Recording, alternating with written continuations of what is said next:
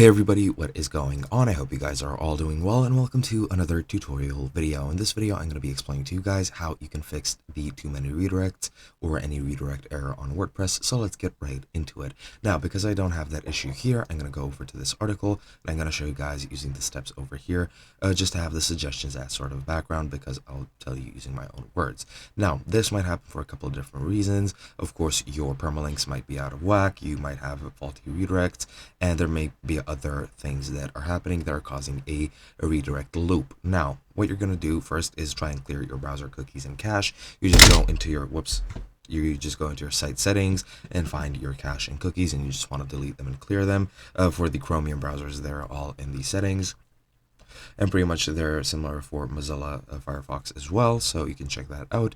Other than that, you can go and deactivate your plugins. You just need to go into your plugins, then install plugins, then go click on the bulk actions drop down menu, select deactivate, then click apply, and then refresh, and everything should be good. You can also manually do this by going into your FTP client or a file manager, entering your files, finding the plugins file under WP content, and then renaming it to something else, which will then pretty much hide it from the system and it won't load. That way you can just disable them and start just enabling one by one, see which one is faulty, and then fix it however you want.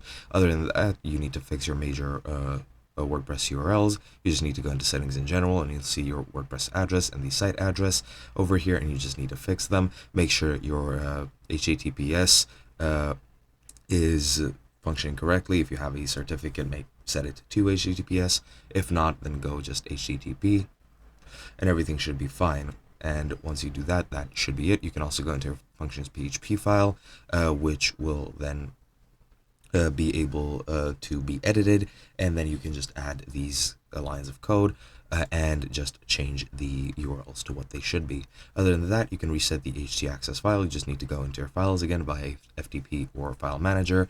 Just go into it, find your htaccess file, download it first, just so that you don't delete it permanently. Then go over into your download it first, then delete it, and then go into your permalinks under settings, and then just click save changes, and that'll force a new htaccess file to be made. You can change the options, you can keep them the same. Just clicking save changes generates a new one. Now we can also prevent this error. If these steps fix it, that should be it, and you should be able to figure out what caused it and act accordingly to prevent it in the future. Contact WordPress support if it's a faulty plugin or a faulty anything.